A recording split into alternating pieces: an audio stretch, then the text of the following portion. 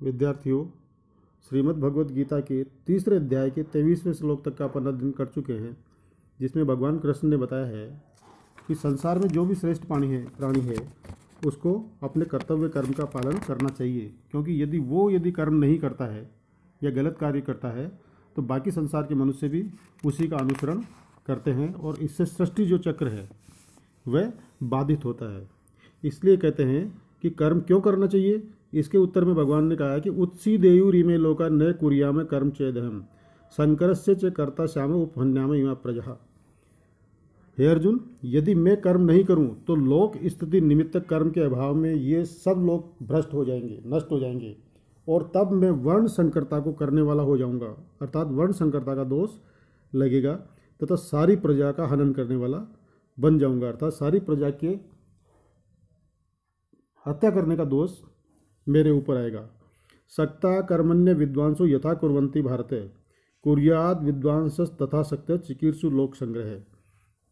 यहाँ भगवान विद्वत जन के कार्यों का विवेचन करते हुए श्री कृष्ण कहते हैं कि विद्वान को आसक्ति से रहित होकर कर्म करना चाहिए। जिस प्रकार अज्ञानी जन कर्म में आसक्त हुआ करते हैं, उसी प्रकार हे भरत अर्जुन, विद्वान भी लोक संग्रह को चलाने की इच्छा करने वाला होकर आसक्ति से रहित कर्म करें।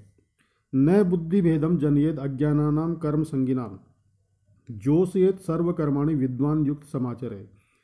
ज्ञानी को चाहिए कि कर्म में आसक्ति वाले अर्थात कर्माधिकारी अज्ञानियों में बुद्धि भेद अर्थात कर्म से ग्लानि उत्पन्न नहीं करे, संशय उत्पन्न नहीं करे, भ्रम उत्पन्न नहीं करे, किंतु वह स्वयं अपने परमात्मा स्वरूप से जुड़ा हुआ, वह भली भांति आचरण करता हुआ सभी कर्म उनसे भी करावे, अर्थात उनको भी कर्म करने की प्रेरणा देवे। अर्थात कर्म योग के सिद्धांत के अनुसार आसक्ति का परित्याग करके कर्म करने का उपदेश इस श्लोक में दिया गया है। प्रकृते क्रियमाणानि गुणै कर्माणि सर्वशः अहंकार विमूढ़ आत्मा कर्ताहम इति मन्यते। मनुष्य को स्वयं को कर्ता होने का अभिमान हो जाता है। इसके निराकरण के लिए कहते हैं सब प्रकार से प्रकृति के गुणों द्वारा ही कर्म किए जाते हैं, फिर भी अहंकार से जिसका चित्त मोहित हो गया है, ऐसा पुरुष मैं करता हूँ ऐसा मान बैठता है, जबकि कर्म करना ज्ञानेंद्रियों और कर्मेंद्रियों का कार्य है, आत्मा का कार्य नहीं है। इसलिए अज्ञान जो है वो व्यक्ति का बंधन का कारण है। अज्ञान के कारण ही मनुष्य अपने आप को कर्मों का कर्ता मान लेता है, जबकि वास्तव में वह होता नहीं है। तत्ववित्तु महाबाहो गुण कर्म विभागयो गुणा गुणेषु वर्तन्ते इति मत्वा न संजते। अर्थात गुण विभाग एवं कर्म विभाग के तत्व को जानने वाला ज्ञानी पुरुष तो संपूर्ण गुण ही गुणों में वर्तते हैं। अर्थात जितने भी संसार के कर्म है वो प्रकृति के गुणों के द्वारा वशीभूत होकर मनुष्य करता है, ऐसा मानकर आसक्त नहीं होता है। अर्थात प्रकृति के गुण हैं, उन्हीं के द्वारा कर्म करवाए जाते हैं। आत्मा न तो करता है, न पूर्व में करता था, न है और आगे कभी रहेगा। भोक्ता तो है, क्योंकि कर्म जो भी होते हैं उन सब का भोग आत्मा को करना पड़ता है। जन्म मरण के चक्र में उसको जूझना पड़ता है।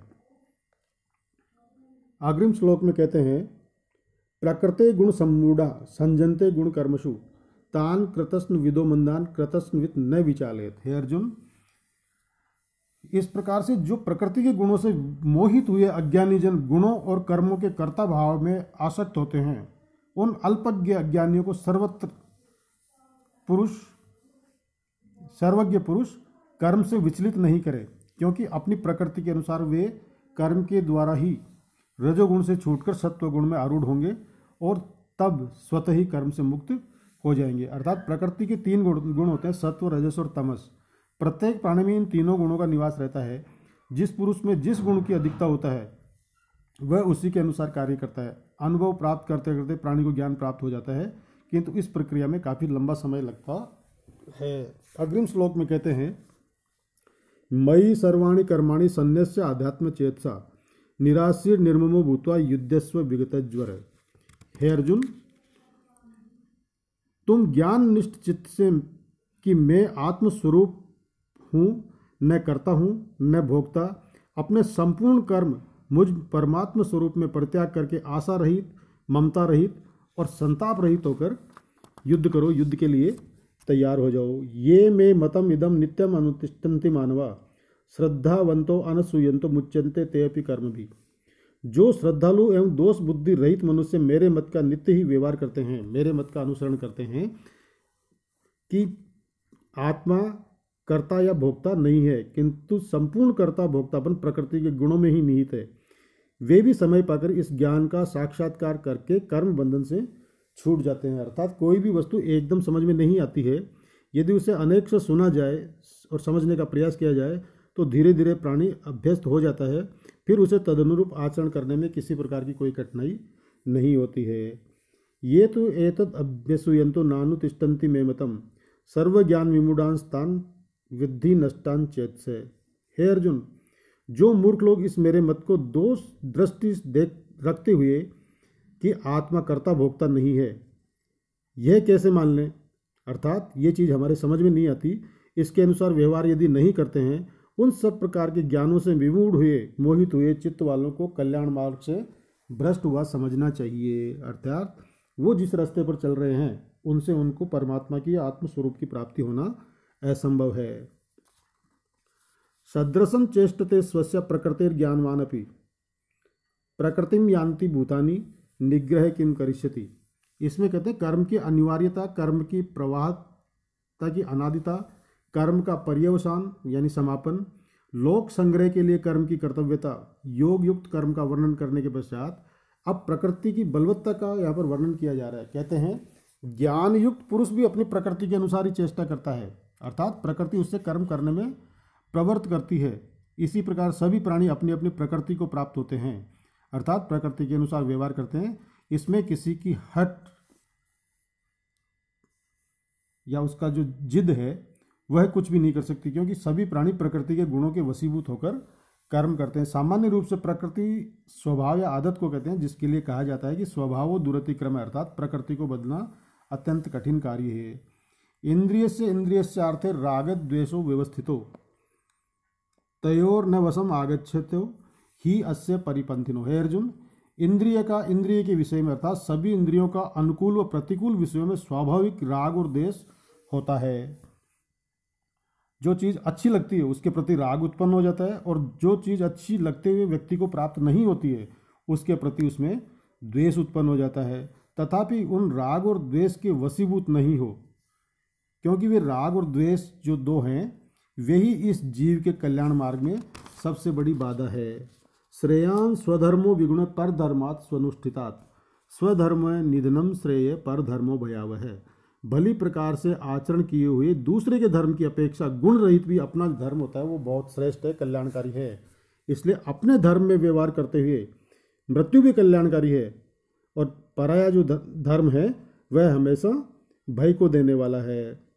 स्वधर्म आचरण के प्रभाव से स्वधर्म की मर्यादा में बंधकर ये राग द्वेष दब सकते हैं। अतः प्राणी को सदा स्वधर्म का ही आचरण करना चाहिए। अर्जुन पूछता है, यदि ऐसी स्थिति है तो अतः केन प्रयुक्तो यम पापम चरति पुरुष अनिच्छन अपि वार्ष्णेय बलादि नियोजित। यदि ऐसी स्थिति है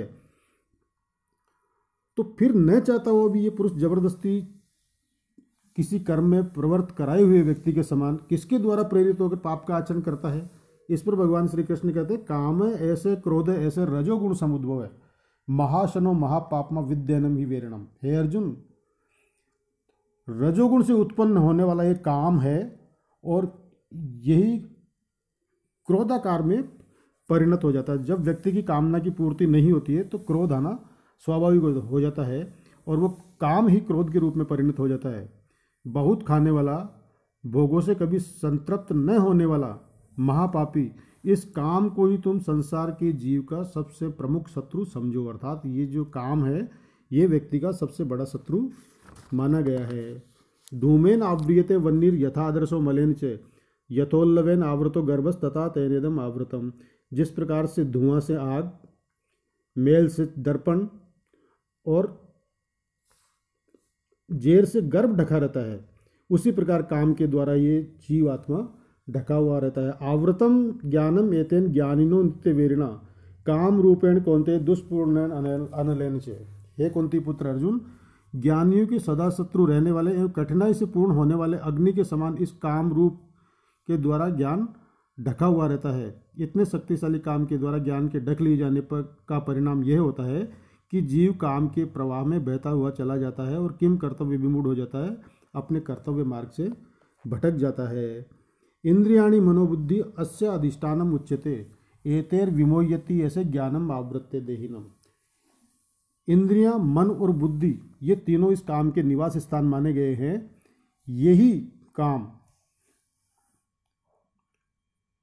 इन मन, इंद्रिय और बुद्धि इन तीनों को आवृत करके, इन पर अधिकार करके, इससे कार्य न करने देने में काम पर नियंत्रण कर लेता है, अर्थात जीवात्मा को श्रेय मार्ग से भटका देता है।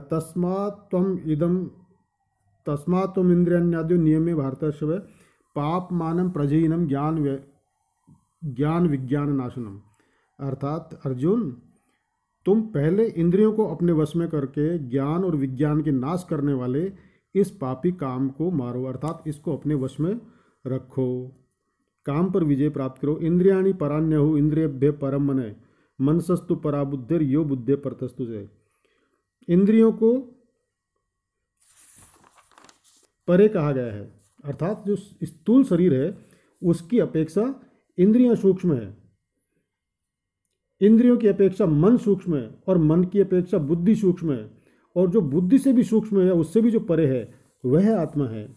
एवं बुद्धे परम बुद्ध्वा संस्तभ्यात्मानम आत्मना जहि शत्रु महाभावो काम रूपम दुराशतम। इसलिए है अर्जुन, इस प्रकार अपने आप द्वारा अपने आप को वश में करके बुद्धि से श्रेष्ठ आत्मा को जानकर दुख से वश में किए जाने वाले इस काम रूप शत्रु का विनाश करो। अर्थात काम की समाप्ति होने पर ही, विनाश होने पर ही व्यक्ति अपने श्रेय मार्ग पर प्रवृत्त हो सकता है, स्थायी रूप से उसमें प्रवृत्त हो सकता है।